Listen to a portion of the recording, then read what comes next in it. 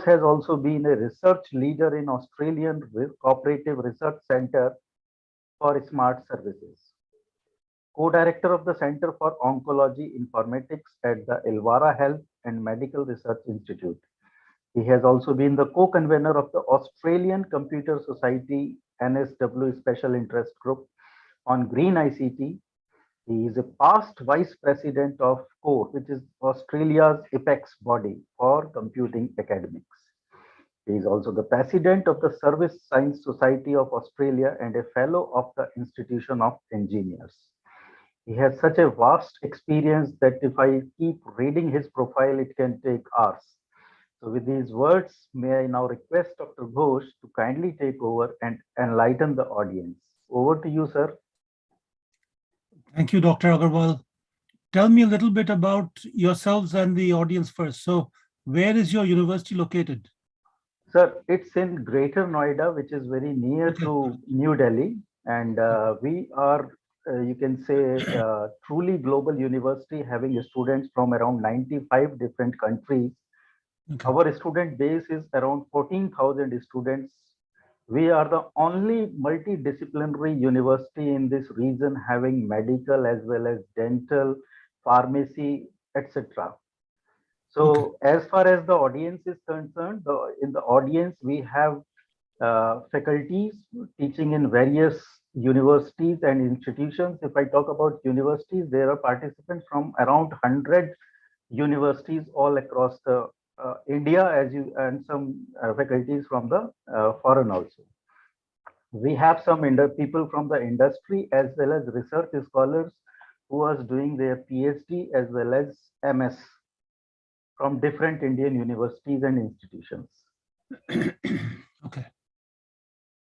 So one of my challenges has been to figure out what I should talk about that would give you most value. So the problem is that I know very little about your background, so I wouldn't know if the material that I have at hand right now is too complex or too easy or stuff that you've already seen and know I have no means of telling. So let me tell you a little bit about what I was thinking of going to talk about. And if you tell me that this is stuff you already know, then I will switch to something else. So my plan for the next hour was to talk about business process management. So this includes business process modeling, but other aspects of business process analysis and so on as well. Is this something that the majority of you are familiar with? I think that this will be a very good topic to discuss at this platform, sir, because this will help all the audience and understanding how these business processes are being managed. And I don't know what you are going to cover, but I hope that this will be very beneficial for the audience. Okay. So you can continue with this topic. Yeah, Professor Chaudhary said yes, as in yes to yes, you already know the material, or yes, it's interesting. Sir, after listening your topic, I said yes, that we can go ahead with this. I think most of the majority as computer science engineers, they are research scholars, so they have gone through these aspects earlier also.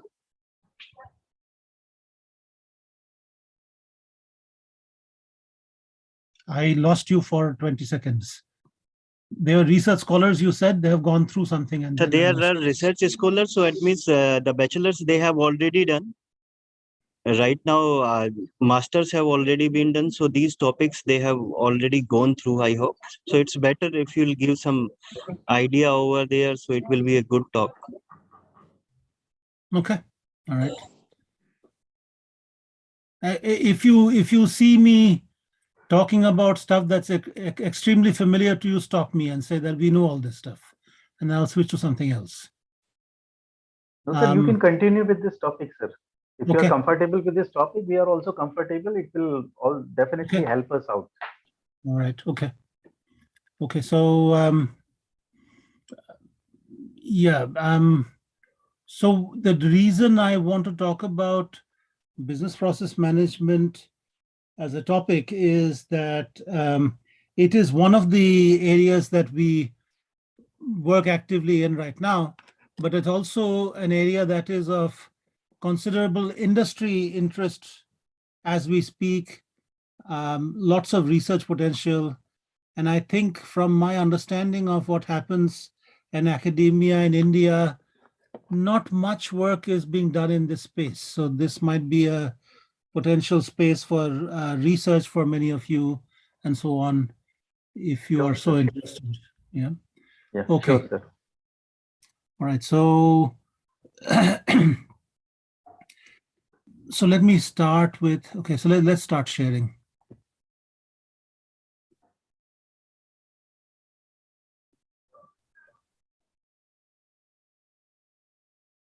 No, Yeah, your desktop is visible, sir. it's simply showing Zoom. That's not what I wanted to show. Okay.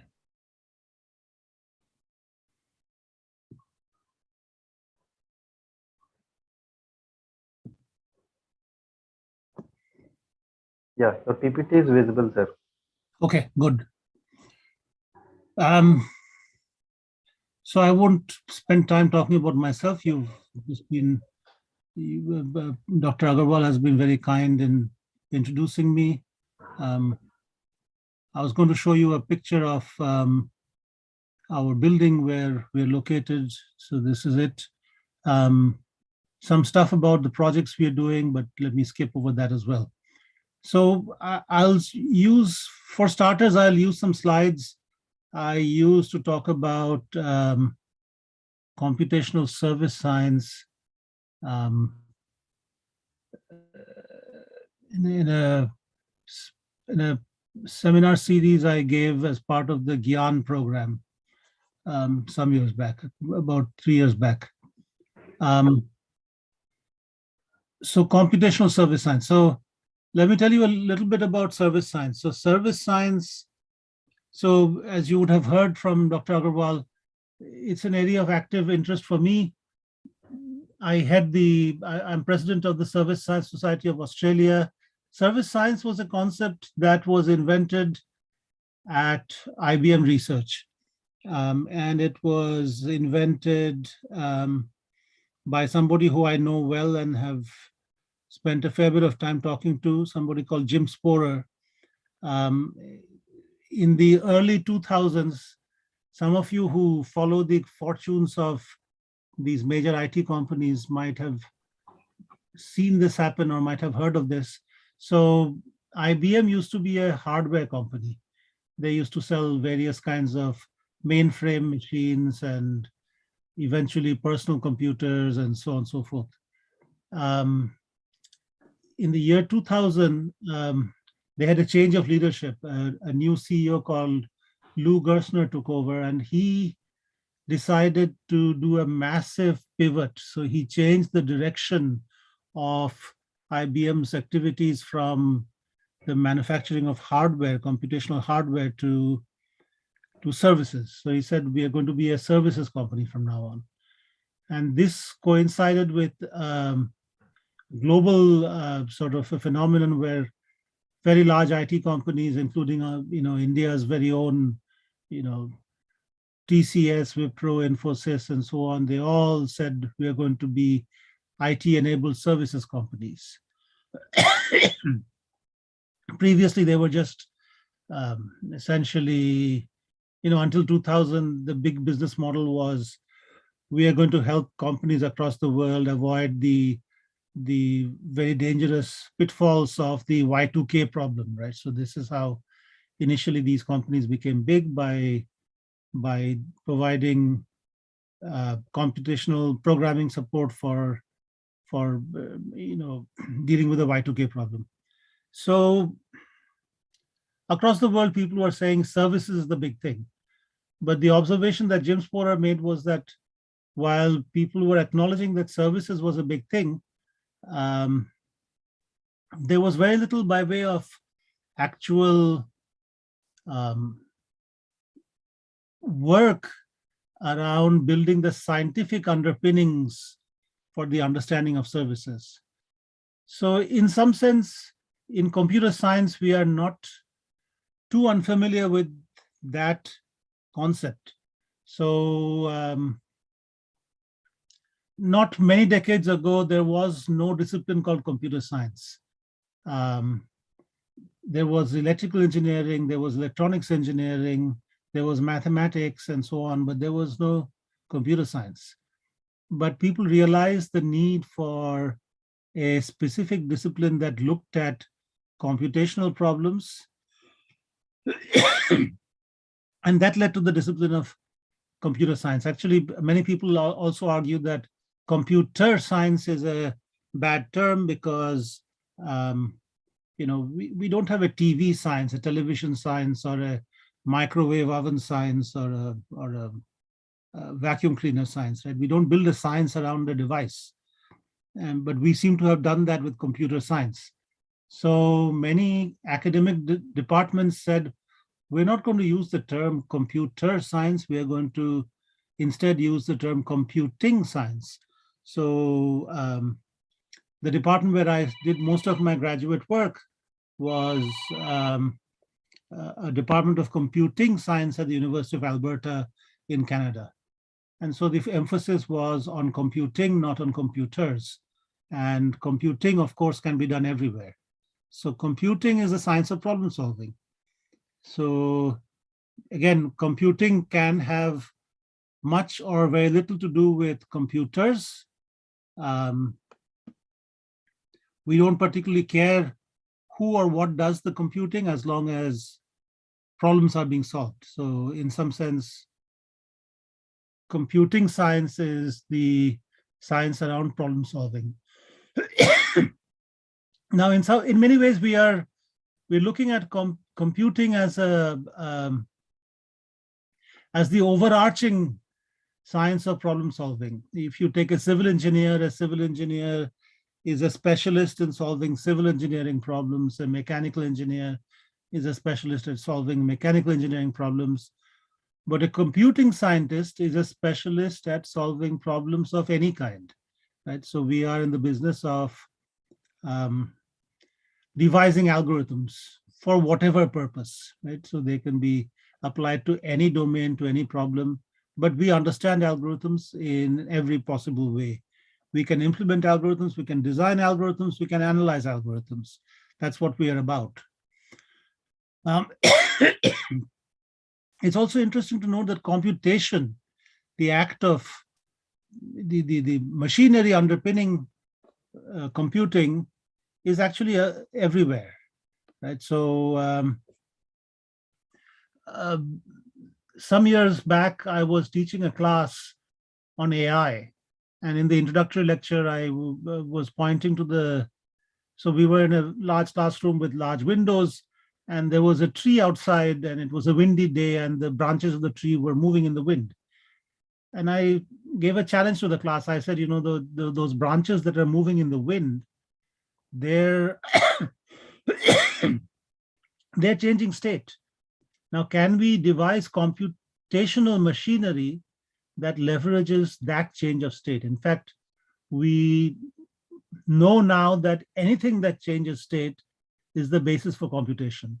So we mainly use these days these electronic devices, these bits, which change state between 0 and 1, but we could use qubits for quantum computation, and we could use all kinds of other bits for computational machinery of other kinds, right? We have biological computers and computers that exploit the immune system and all kinds of other stuff. So wherever in nature there is state change, there is computation.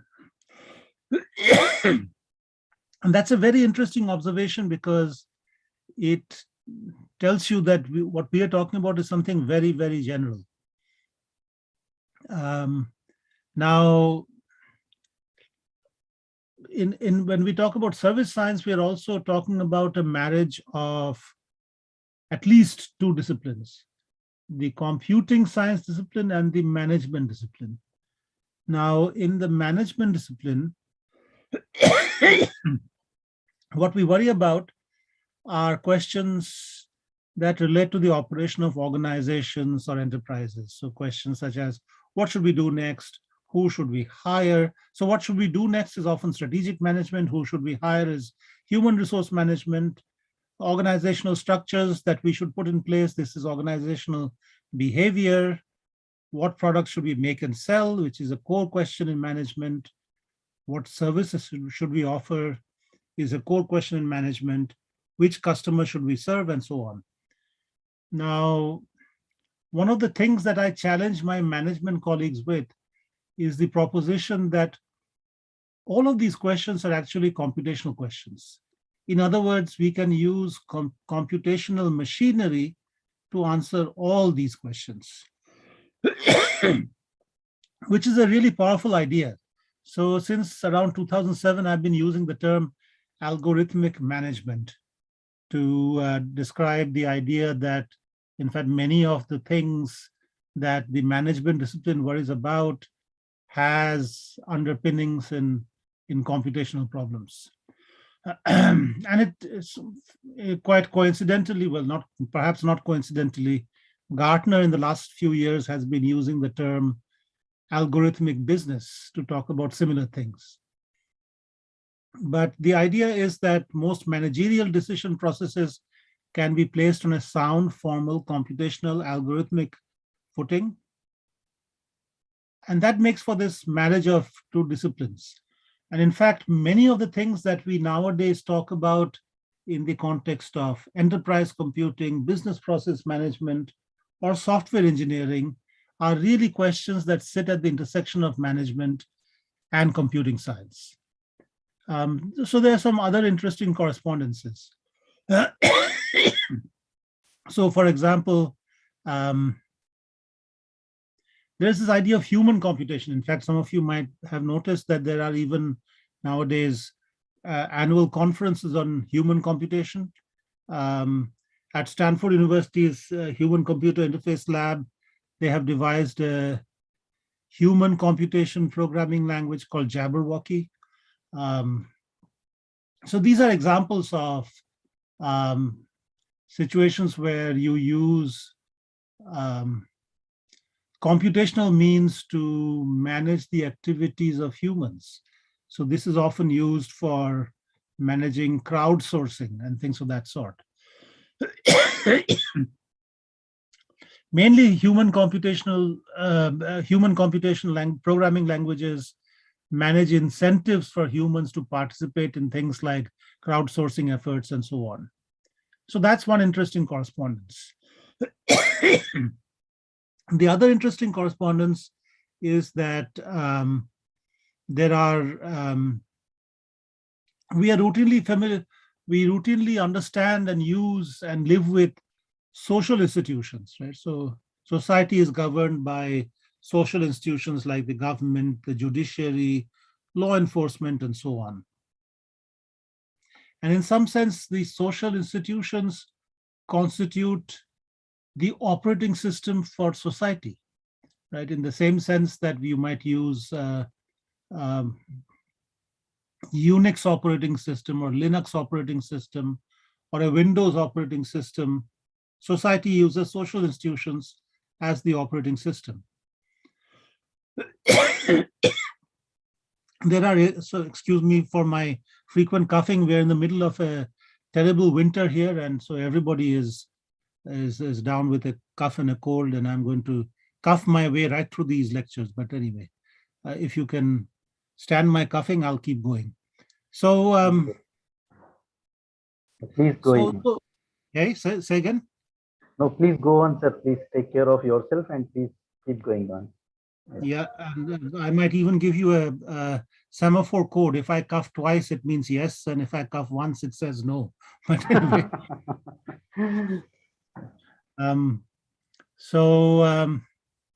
we also have, in a manner paralleling the social institutions, we have electronic institutions. So electronic institutions provide electronic means for organizing various social activities. So the classic examples of electronic institutions are things like social media platforms or Wikipedia and so on. So it's interesting that for every social construct that we are familiar with, we are building a corresponding computational construct.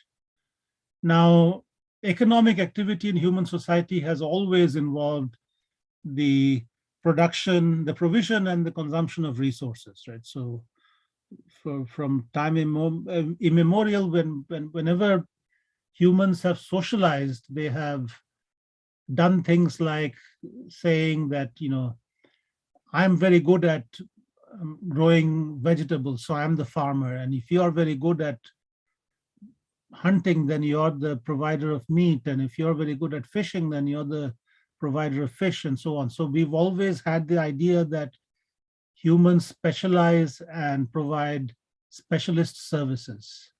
If I'm very good at cutting pieces of wood and assembling them into furniture, then I'm a very good carpenter. I provide carpentry services. So this idea of services has been around for many thousands of years. And now we're offering computational services, right? So it's the same idea that we are providing services, except now the platform, the means are computational.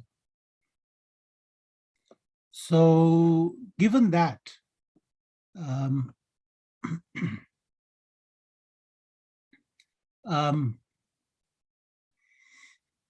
we can now say that there's this really new, interesting frontier opening up, which is the computational services frontier, right? So we know that most of our economies are services economies.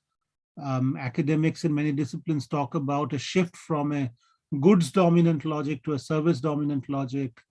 People talk about production becoming servitized. So the old model was that I would buy a television, a product, and park it in my living room. And when it broke down, I'd buy a new television and park it in my living room. The new model is that I don't buy televisions. I pay for a service. And the service is a service that promises to always provide in my living room a television set that meets certain specifications and is always in good working order. So instead of a product-based or a goods-based transaction, we are now looking at a services-based transaction, which delivers the same effect, which achieves the same goals. So we want to design better services, right? So this is what every organization wants to do. It wants to design better services, and it wants to understand the services that it does offer in better ways. There are some compelling questions these days that companies have to worry about. Questions such as, what services do I keep in-house? Which services do I outsource? And so on and so forth. So let me give you a sense of the kinds of questions that we can answer using computational techniques in this domain. So we just talked about outsourcing, right? So outsourcing is one example of the kind of decision that companies routinely have to take. What services do I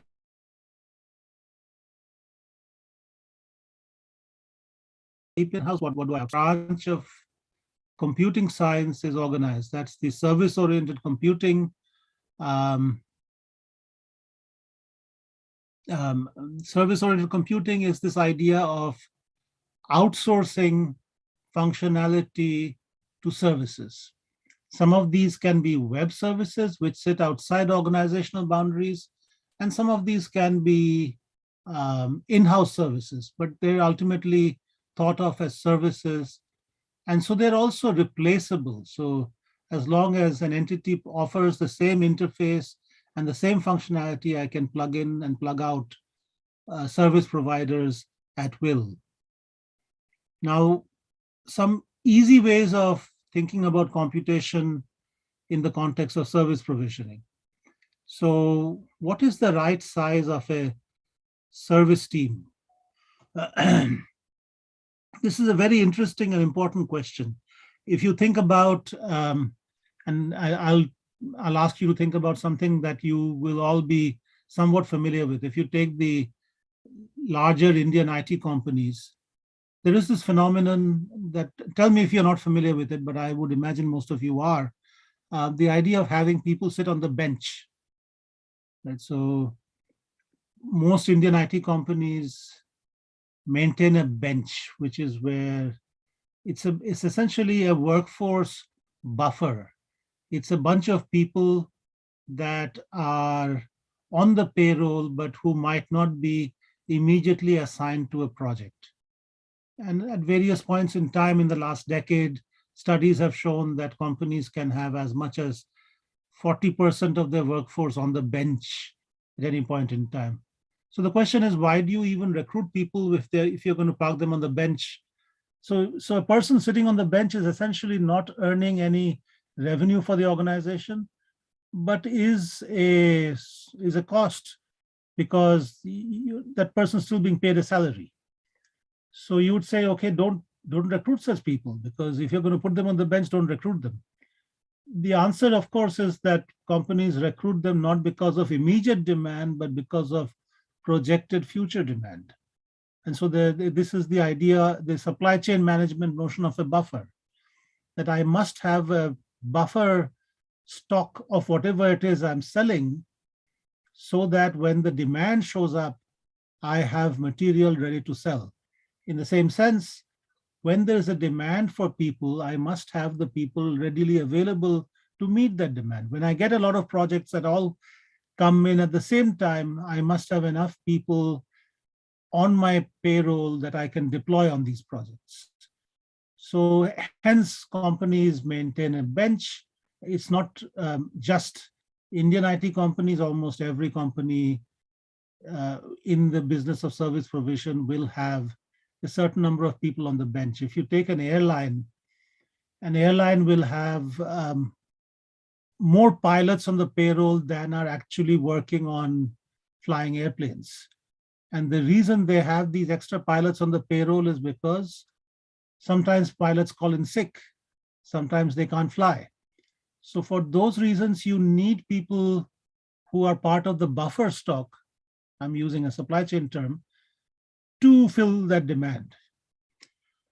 So now there's a computational problem. What's the right size of the service team? How many people should I keep on the bench? What is the right size of the buffer? There's similarly a machine learning flavored question, which is around how do I improve service provisioning by learning from past execution data? We just talked about the idea of answering the question on what services I should keep in-house and what I should outsource. Then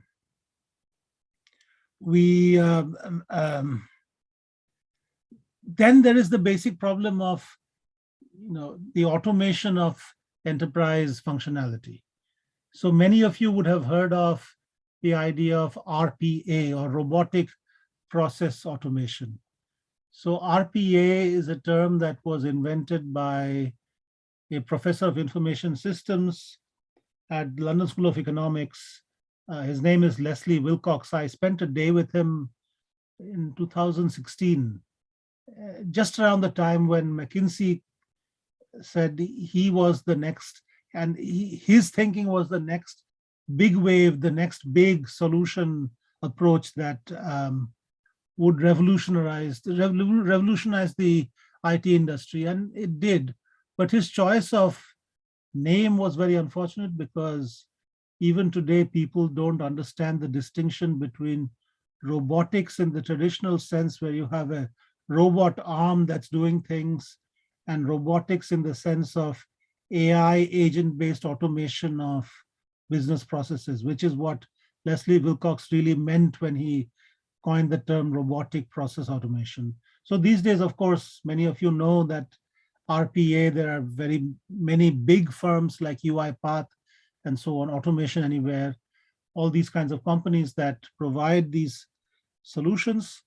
But the big move seems to be to automate enterprise functionality. So what we are able to do nowadays is to automate the carefully codified, easy to replicate, easy to repeat kinds of enterprise functionality, the kinds of things that we can build business process models for.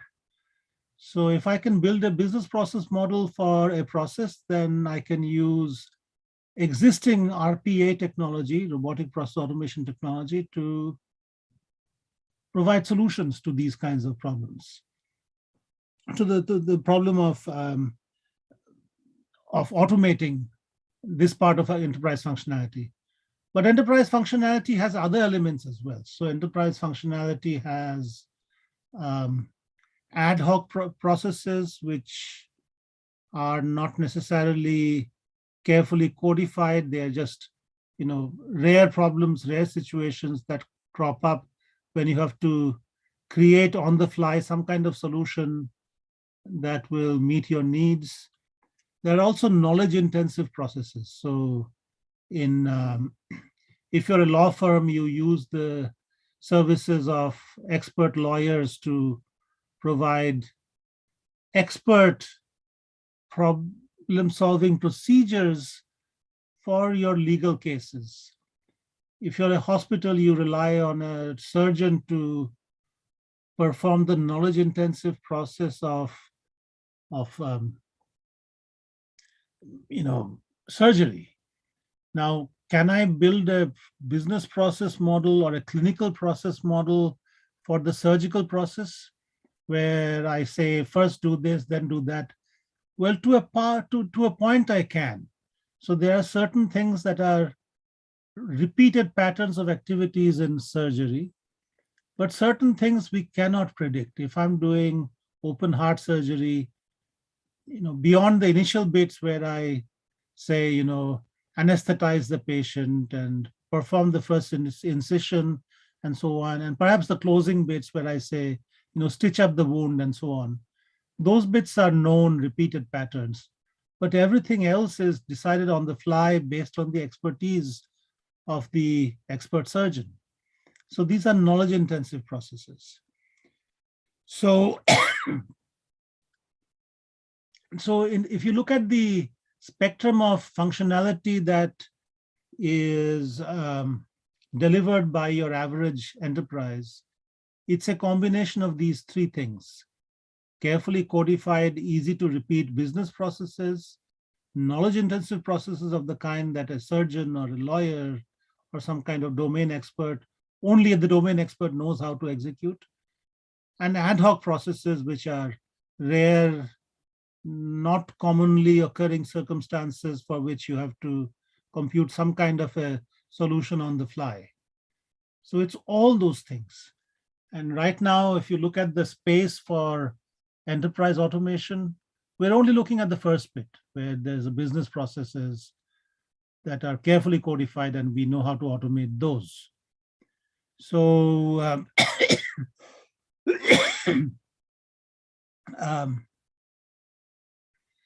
so this is one aspect of the kind of thing that computational service science can deliver solutions for. Then there are questions that managers tend to worry about. Are the things I'm doing, are they strategically aligned?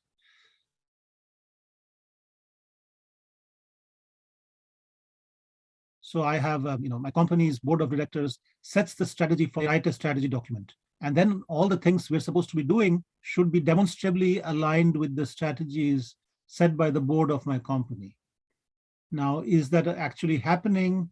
Is the next thing I'm going to do aligned with the strategies that my company said it wants to achieve, it wants to execute, implement, and so on? We don't know, right? We don't know if that is the case. And we don't know if, we don't even know if there are the right incentives in place to make that happen. Now, interestingly, the problem of what are the right incentives is something that, consulting companies make a lot of money out of solving. If you take the big four consulting firms, the KPMGs, Deloitte's, Ernst & Young's, or even the McKinseys and Boston Consulting Groups and all these companies, you'll realize that most of these have a practice in executive compensation, which is where the consultants advise the board of the companies involved on how to design incentive structures, which are in the form of stock options, bonuses, incentive payments, and so on. Because if you think about it, I mean, the only incentive that a manager has to implement the company's strategies is the financial incentive. So if I know I will make more money if I implement the strategies of my company, then I will do so. If there is no money involved, I will just do whatever I like, because who cares? So there is that sort of thinking as well. And this also can be made computationally concrete. So in many, many interesting ways, we can provide computational machinery for solving some really interesting problems that nowadays are solved mainly by consulting firms, and mainly by saying, you know, we between our consultants, we have 400 years experience in solving these kinds of problems. So trust us, we know how to solve this. There's a very interesting story. Some of you might have read this over the last few days. Tell me if you have.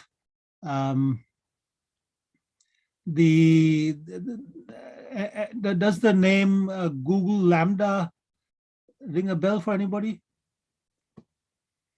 No, There sir. was no. No, I This was in the haven't. news the last few days. So Google built a chatbot called Lambda, and the Google engineer who built the chatbot made the claim publicly that this chatbot was sentient, so truly intelligent. It actually had feelings. It demanded respect and so on. And so this guy made these claims, and of course Google then came out and said, no, this is not true. They suspended the engineer who made the claim, and then they said all that this chatbot does is it uses a very large language model.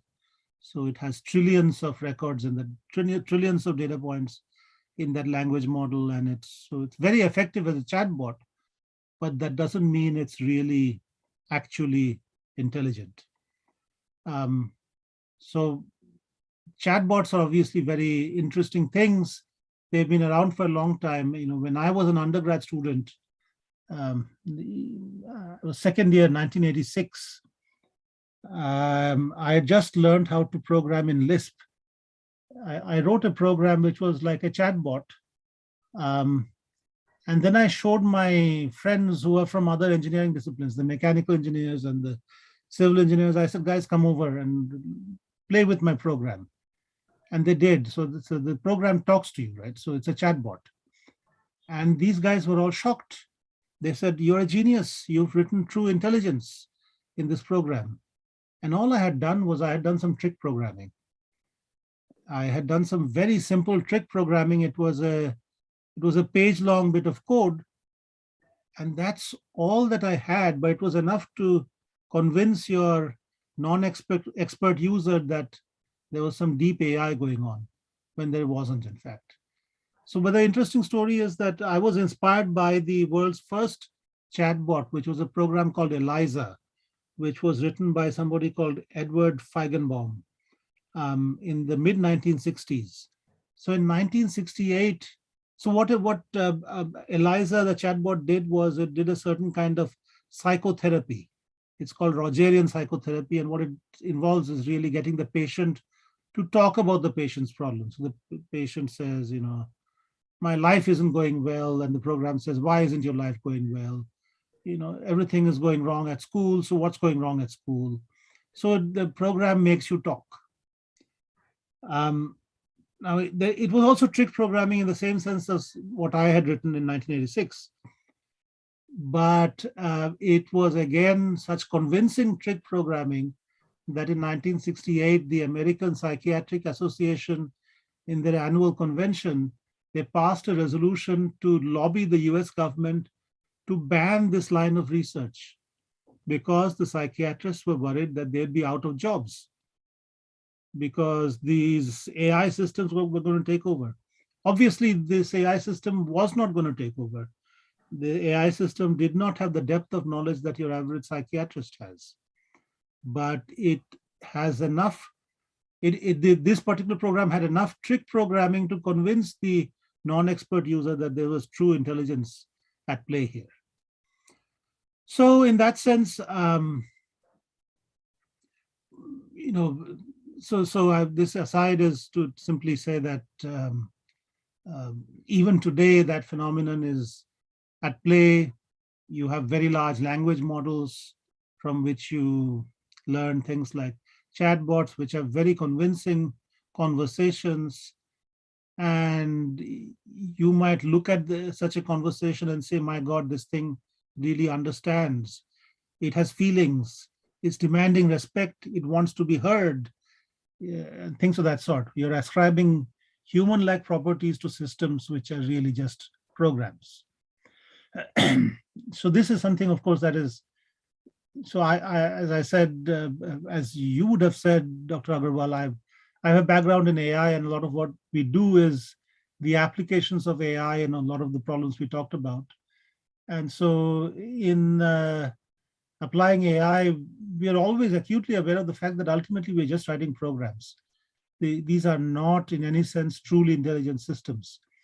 And a lot of the current discourse is around suggesting that we are getting closer and closer to human intelligence. We're actually not. We're simply getting closer to building systems that do certain things very well, like playing computer chess or playing the game of Go, like Google's AlphaGo and so on, but we are not really developing true intelligence.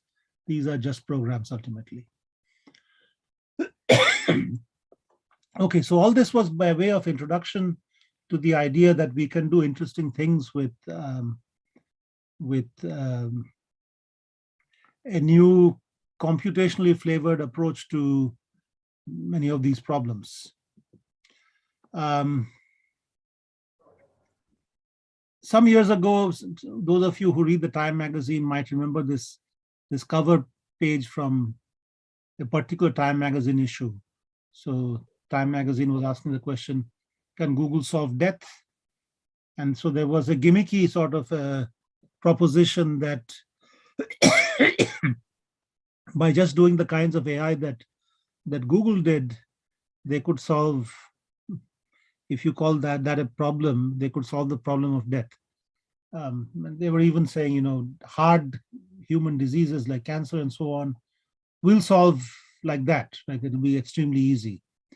And of course, these are gimmicky, attention-grabbing headlines, but they're not real in any sense at all.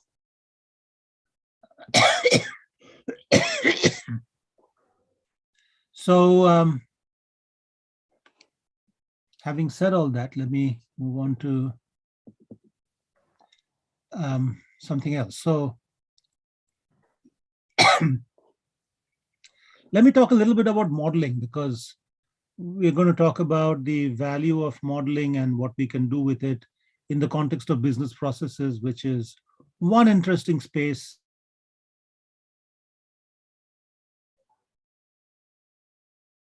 in which what is modeling? So the idea of modeling is the idea of building and using models. So what you're looking at in this picture is a scale model of an aircraft. And that aircraft is located inside a wind tunnel. So what we are doing with that scale model of the aircraft is we are testing its structural properties under various wind conditions. Right? So what is modeling really? Modeling is the exercise of pulling out aspects of a complex system that are important for the purposes of certain kinds of analysis, and throwing away the parts of the system that are not important for the purposes of the analysis at hand. So if you look at the scale model of the aircraft here, we you'll notice that we don't particularly care about what's happening inside the aircraft. We don't care about the seat arrangement or whether there are back of the seat entertainment systems or whether somebody is walking down the alley walking down the aisle with a food cart dishing out dishes or cups of tea or whatever. We don't care about that. We only care about the structural features. So the internal detail is unimportant for the analysis at hand, and we throw it out. On the other hand, if you think about the test that there's a very famous video of Airbus putting the Airbus 380 design to a safety test. And the safety test was, can you evacuate the entire aircraft in less than 120 seconds if there is an emergency? And they managed to do it. But when you do that, then the design of the wings or the tail fins is not important. What is important is what's happening inside the aircraft. This is where the layout of the seats, what kind of food trolleys are being pushed around, these kinds of questions become more important. So depending on the kind of analysis you want to do, you pull out the bits that are important and park them in models, right? So there are mathematical models, there are physical models. We do a fair bit of work with agent-based models, simulation models, graphical models. Conceptual models are the kinds of things where many of you might be teaching software engineering classes where you teach UML, and that's, conceptual modeling. So these are the kinds of things you do.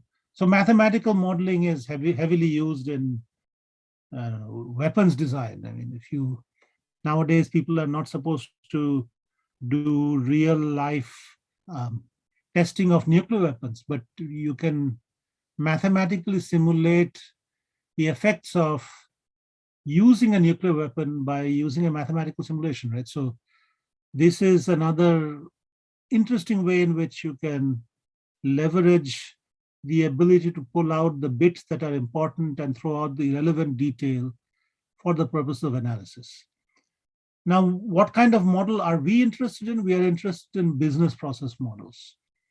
So business process models can be of various kinds. I mean, the classic examples of business processes are, what is the check-in process used by this hotel when a guest comes and checks in? So first I will ask the guest for some form of ID, then I will check the guest's name against the booking record, and so on. So that's a business process. And again, what we do in business process management is we model these processes, analyze these processes, and do other interesting things with these processes. Now, one of the things that is interesting,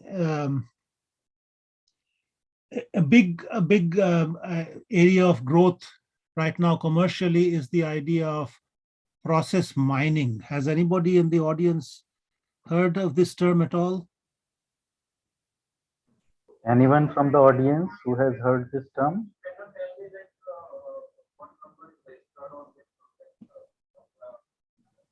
Are we hearing somebody talk? Yes, sir.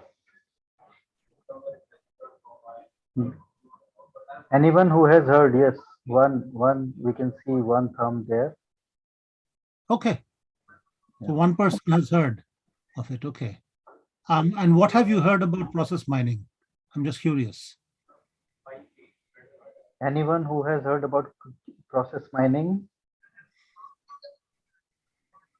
I think Vibhor Gupta wants to say something. Okay, please do. Vibhorji, please, can you please write your query in your chat window?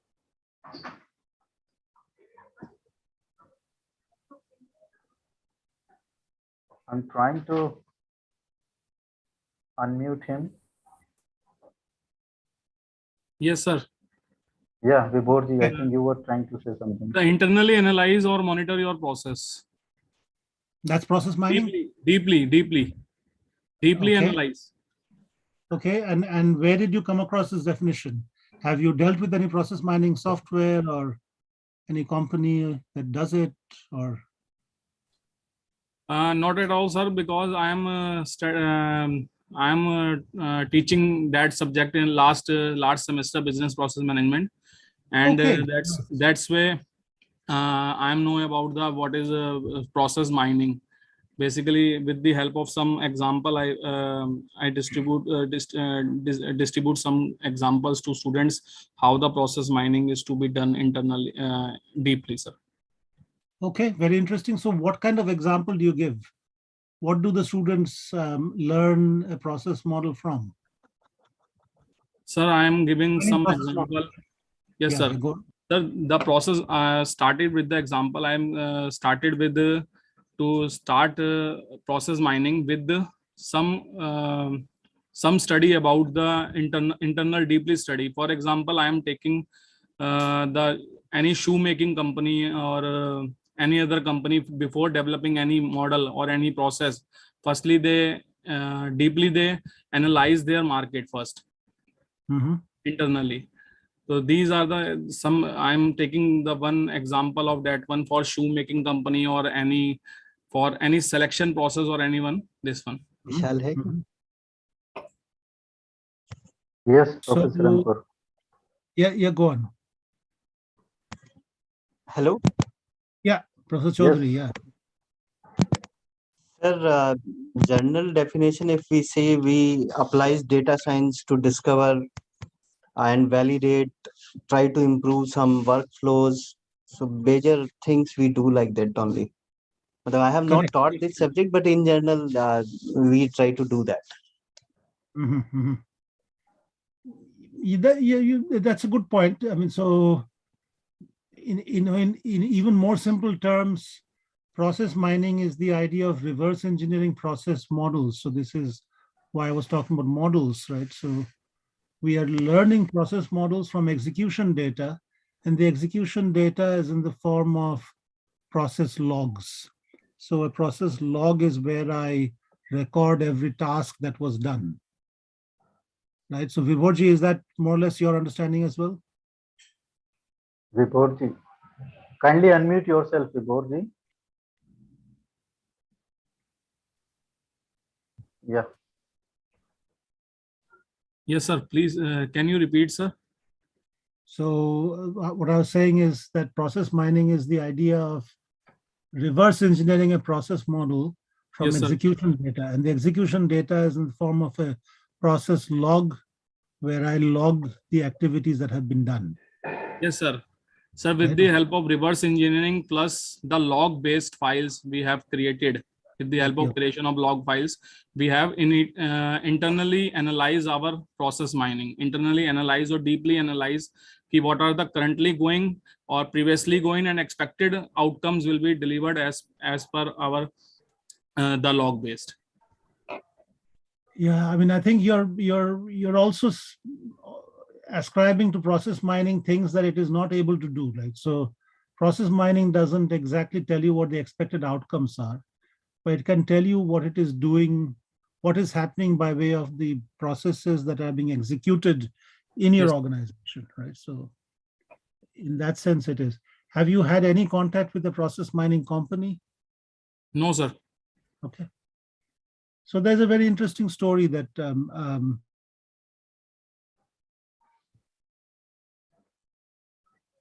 this technology was developed in the late 1990s.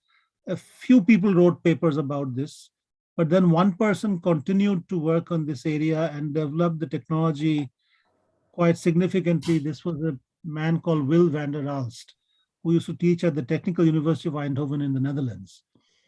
And so for about 2 decades, he did this in his lab, and he was quite successful and widely cited. But his students set up small consulting companies and did little bits of things, but there wasn't a widespread commercial success. But around 7 years ago, 3 MBA students at the Technical University of Munich, they're MBA students, they're not computer scientists. They came upon the idea and they said, why don't we set up a company for doing this? And they did. And that startup was attached to the SAP incubator. That was a master stroke because eventually when they started selling their softwares, SAP in its price list to its customers would include their offering as well. So this company is called Celonis. And there's also other interesting things that they did. So, they tried to approach the senior management of companies to offer their services. And by the way, their service is not cheap. They will mine one single business process for $500,000. So it's extremely expensive, but they are extremely successful with doing this. So anyway, interesting stories in that space. So we can talk about that at great length. We have something in the chat. Let's look at what. Okay, that was. I have just requested the participants if they have any queries to write in the chat. Okay. Yeah. Okay. Yeah, I tend to tell lots of stories, and then I realize that time's running out. I don't know. So maybe I can keep going for hours, but I know you have a schedule and people need to ask me questions as well. So maybe we take a bit of time to take questions, and I will see what else I can. Okay. So we have, yeah. Can we consider? Can we consider robot as an agent-based model? So a physical robot as an agent-based model? Is that what you're thinking of? So this is, yeah. We can see Viborji, but we can't hear him. Actually, he is not allowed to unmute himself. So let me ask I him see. to Can unmute. I mute him? I am just giving him the permission, sir. Okay.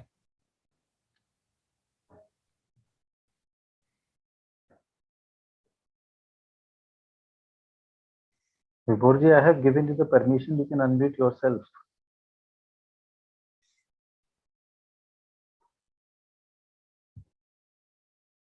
Yeah, Viborji. Yes, sir. Yeah, you can unmute yourself now. Yes. Yes, Dr. Ghosh was asking something. Yes, sir. Regarding, yeah. So your question was about whether we can think of robots as agent-based models. So when you say robot, do you mean a physical robot or robot in the sense of robotic process automation? Sir, automations. Okay. So yeah, in robotic process automation or RPA, yes, the robotic aspect is the agent-based execution, right? So an agents in the sense of most commonly in the form of chatbots. So, companies are basically given the proposition, you can pay for a outsourced call center to execute your business process, or you can pay for these automated chatbots to execute the same thing. And obviously the chatbot-based automation is cheaper, right? You can make as many copies of a chatbot as you want with zero extra cost. It's just a program. Whereas if you wanted to employ 10 times as many agents as you currently have in your call center, that's enormously more expensive. Right. So that's it. So you're right. It's the whole idea of robotic process automation is to use agents to execute business processes. That is the idea. Thank you, sir. Okay. Dr. Ghosh, can you also share a few research problems which are open to the public? Yeah. So in fact, the things that I'm talking about, they're all very rich research problem areas. So they're not specific research problems of which there are, you have to go into the detail. But, as we speak, we are working on novel applications of process mining. So we are applying process mining to clinical processes. So for our local hospital, we are trying to understand what sequence of clinical interventions are done when a patient has a good medical outcome. So people who get cured or survive after some serious disease, what things were done to them compared to what things were done to people who didn't survive, who didn't have a good outcome. So this is valuable medical knowledge. So that's just an example of the kind of application that you can build around this. But you can also do a lot of the work we do these days is funded by defense. So this is national security application. I can't talk about the details, but generally, again, the idea is that you can mine lots of interesting things by logging execution data. So What if someone, sir, what if someone wants to collaborate with you in your decision systems lab? Means if someone wants to join you there for some project work or for some internship, is there any possibility? Yes, in general, yes. Internships, it's a very funny thing. So student internships, I think Europe is well placed for hosting student interns because their funding schemes permit their grant monies to be spent on student interns. Our funding schemes do not permit us to pay student interns. So when people approach me asking, can I come as an intern? The only answer I can give is, you're very welcome, but we are not allowed to spend money on supporting their visits, right? So maybe we can find some other sources for small monies, but the bulk of the funding has to come from the potential intern. So suppose that someone wants to join you for the learning purpose, not for the. Yeah, of course. If they want to apply for a PhD, that's very much a known model. So we are always welcoming PhD students. And Absolutely. any hope and any opportunity for the PG students or post graduation students? You mean for just doing an internship, a short visit, or for joining a PhD? For a semester program, like you can say, for their dissertation work or like that. Like 6 month dissertation work is there if they want to work under your supervision. Means Yeah, we are always eager to welcome such people, but the problem is that we can't fund them very much because our funding schemes don't. But yeah, but if they come with their own funding, they're very, very welcome. Okay. So any eligibility criteria for that or any condition they need to meet? Usually what I do is I would look at their CVs and see if they have the right background and so on. So if they do, then they're very welcome. Okay.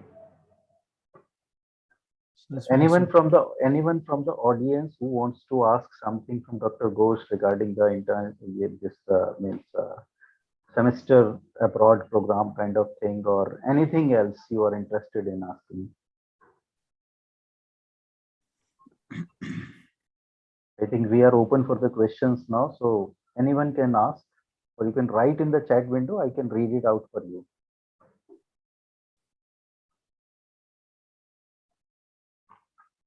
This is the problem of online teaching, right? You face a sea of black boxes. Here's Dr. Gaurav Raj. Yeah. What is the basic process mining framework? And how can we use it in cloud-based application development for process mining? So, yeah, good question. There are many different process mining algorithms. Some are good for certain kinds of applications, others for other kinds of applications. So the simplest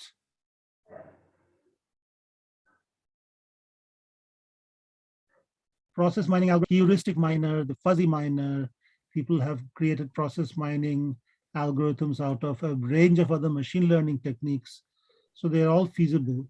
Can they be used for cloud-based application development? Absolutely.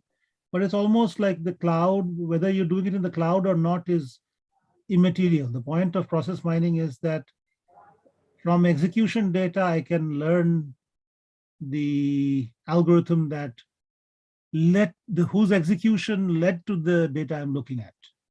Right? So that's basically it. So think of process mining as algorithm learning. I see an algorithm in action and I answer the question.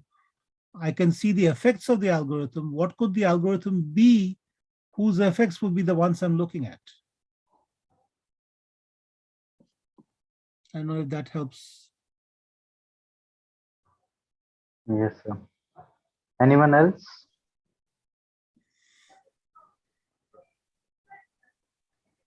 Anyone else? You can write your query in the chat window. I can read it out for you.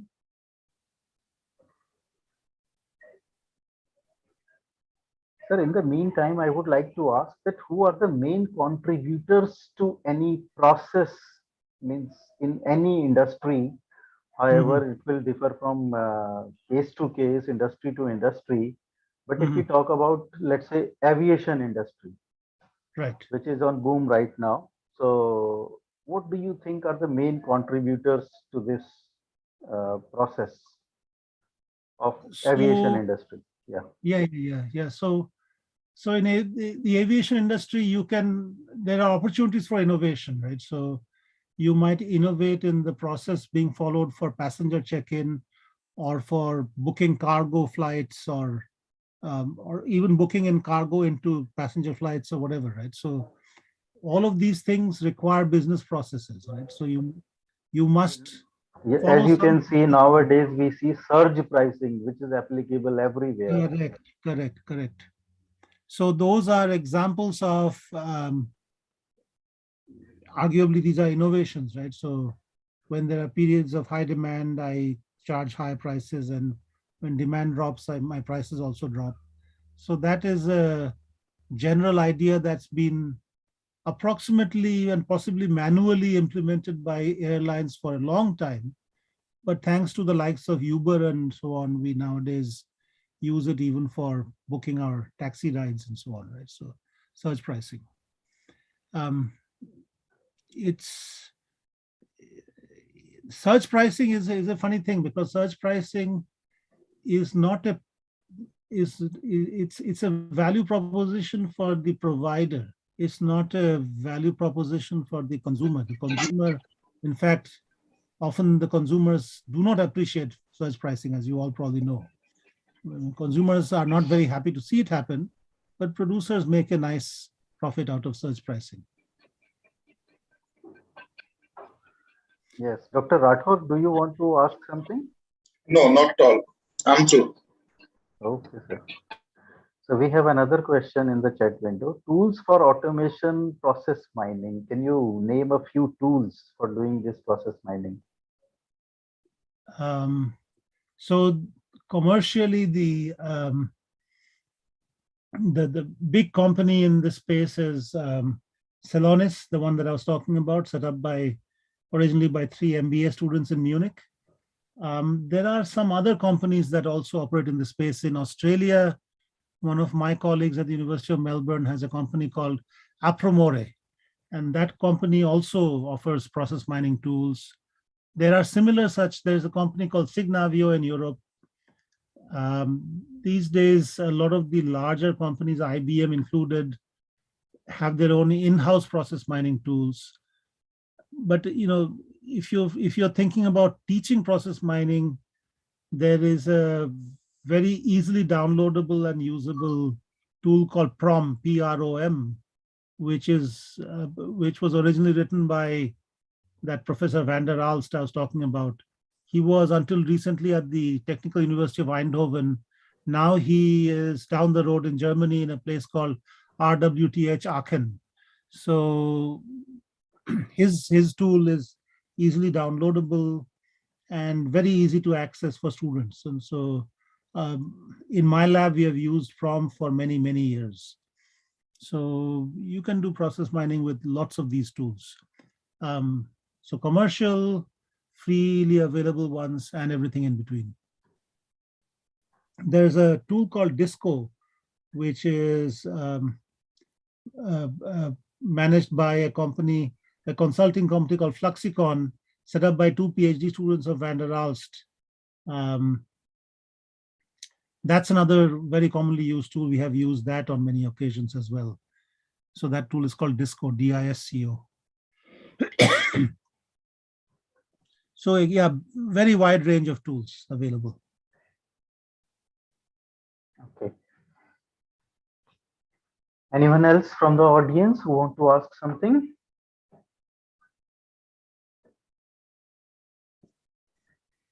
So let me ask you out of curiosity, sir, how can we improvise or improve any process, sir? What are the factors which can help us out in improving any process? So there is a very simple technique. Again, because we're talking about process mining, we can talk about this particular technique. There are many, many others that we can talk about in the research space, but again, that can keep us busy for many hours. With process mining, suppose you have, suppose you're a bank and your value proposition to your customers is that we will give you a home loan decision in half an hour. Your average bank will take 1 week. They will ask you to fill out 5 forms in triplicate and then come back a week later and we'll tell you if you get a home loan or not. But this other bank says we are innovative, we have super fast processes.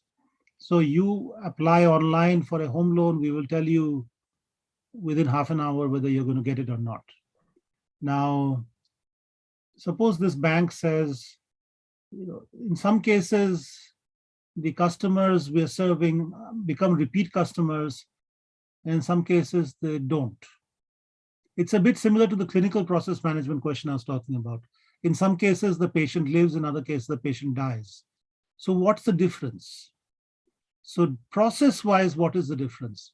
What did I do with those successful instances? And what did I do with the unsuccessful ones? And so if I mine only the successful instances, that's telling me what is common to what was done for patients who survived or for customers who became repeat customers. And if I mine only the unsuccessful instances, I get anti-patterns, which tell me here are things to avoid because this is common to all those cases where things didn't go very well. So that's a simple way of improving our business processes, simply by saying, let's find out what's being done in situations where we have good outcomes. So, sir, keeping this in view, when can we say that a process has become mature enough? That is a very complex question. I mean, maturity, as you know, I mean, it's very subjective. I often, when people say I have a maturity model, I'll say, define maturity. What is maturity? That was my doubt actually. When can we say? Exactly. Because yeah, I mean, maturity can mean many things. It can mean that I don't feel the need to change it very much. It's become mature, right? So it's stable. So it handles most of the cases that I'm interested in. Whereas an immature model is one that is unstable, which requires frequent tweaking or changing, right?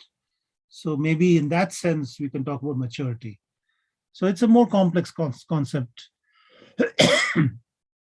And so there's some work we have done where we have applied the principles of computer-based game playing. So adversarial search, the kind of things that Google AlphaGo did when they won the Go World Championship in 2016. Right? So we use the same algorithms to execute business processes. We say that I'll assume that the world is trying to do the worst possible thing to me. Just like in a game of chess or in a game of Go, the opposing player is trying to mess up my life as much as possible. Now, anticipating that, what is the most robust, resilient move for me to make? Right? So we can do that same thing for game playing, but we can do it for business process execution as well. Same concept. So from the name business process management, it usually seems that we are looking at it from the business point of view, means from the organization's point of view. What do you think that how can it be useful for the customer? Means from the customer's point of view, how can we look at business process management? So the original story of why we use the word business stuck in front of process management was, it was a cheap trick. It was basically to gain credibility in business circles. There was a time when you took a rule management system and you stuck the word business in front of it, and you got a business rules management system, and suddenly it became very popular. You take out the word business and they say, oh, this is something that these computer scientists do. You stick the word business in front of it and they say, this is for us. So in that sense, it was an exercise, a kind of cynical exercise in getting buy-in from the business community. Right? But is it about just delivering value to the business? Not necessarily, right? I mean, the basic idea is that at some level you would expect that there is alignment in value delivery to the customer and value to the business itself, right? So I generate higher profits if I deliver greater value to my customers. So it's not as if there are different things I'll do to make profit than I would do to keep customers happy. Ideally, it should be the same things that I'm doing. The same things that generate higher profits from me are the things that keep my customers happy. Right. So that is the ideal situation. Now, that's not always the case, but yeah, you can. There is a literature that considers, customer-facing business processes, and what do you do with those versus the back-end business processes, and what do you do with those, and so on and so forth. What parts of a business process are visible to a customer, etc., etc. So there's stuff that you could do in that space as well. So we have one more query in the chat window, that how can we use it in the health services? Means, however, you discussed one scenario which people are going on in your decision systems lab, like, means what treatment was given or what conditions were there with the people who were survived and who could not survive. So yeah, so what are the challenges to process mining in healthcare field? So I'll give you one example of a real challenge. So one of my colleagues was analyzing process logs from an emergency department. Now, what she found was that in a process log, what is really important is the timestamp. I did this thing at this time. And so that timestamp gives you precedence relations, right, which says that this was done before that and so on. And that's really important for understanding what the process is.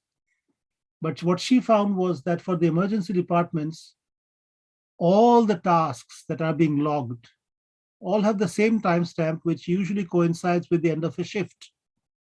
So what was happening was that people were about to go away at the end of a shift, and they'd say, oh, I forgot to log my tasks. So let's now log them. So all the tasks that were done over an 8-hour shift all had the same timestamp, which was the end of shift timestamp, which rendered the whole business totally useless. Because if everything has the same timestamp, you get almost no value from it. And so that's one example of the kind of challenge you face in medical applications. These are human challenges, right? People, how people, there's also, there are medical practitioners who refuse to log things. They will say, I'm in the business of saving lives. Why are you asking me to waste my time entering things into a computer? That's not my business. That's somebody else's business. So they don't log things. So that's a problem. So those are examples of challenges, right? So. Thank you so much, sir. Thank you so Sure. very much for sharing your thoughts and sparing your valuable time. Maybe sir, can you be kind enough to share your email ID in the chat window so that people who want to ask or who want to inquire something from you directly, so that they can ask you later on?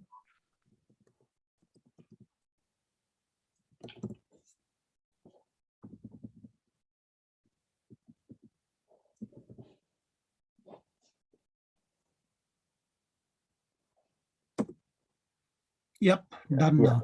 Yeah, it's aditya@uaw.edu.au. So anyone else from the participants who wants to ask something? We still have time of 2-3 minutes. If you want to ask something, we can take your question. Dr. Nitin, would you like to ask something? Yes, sir. So regarding, I have heard the process mining in related to the cryptocurrency or blockchain. Interesting. I haven't actually. I don't know if Bitcoin and so on use process mining. I didn't. There is talk about Bitcoin mining, but that's not the same as process mining. That's entirely different. Okay. So thank you so much, sir. Thank you once Okay, again great. for sharing your Thank you. valuable thoughts with the audience. We definitely got benefited by the talk you have delivered today. And if anyone from the audience has any of the questions, you can directly write to Dr. Ghosh, and I'm sure that he will definitely answer to your questions. Thank you Okay, so much, thank sir. you. Thank you very Right. much. Thank you, sir. Thank you, sir. Okay. And anytime, sir, if you visit India, please let us know. We want you to have such an eminent personality we want at our campus if anytime you visit here. Sure. Sir, we will I have be more actually than never been to happy to Noida host in you. my life. Never been to Noida. So, but yeah, I haven't been to India for some years thanks to the pandemic and so on. So it's Next interesting. time, whenever you are visiting India, sir, and you happen to be here in New Delhi, so we will be more than happy to host you, sir, here at Sharda University. Okay. Thank you. Thank All you right. so much, sir. Okay. Bye. Thank you so much for your time, sir. Bye. Yeah. And to the audience, we'll be starting our next session at 3 p.m. Mr. Daryl will be there with us. And he will be talking about online incremental machine learning paradigm. And I think lecture is going to be very effective. So I request you all, please be interactive. And the feedback link for this session has been shared in the chat window. So we request all of you to kindly fill this form so that we come to know that how we can improve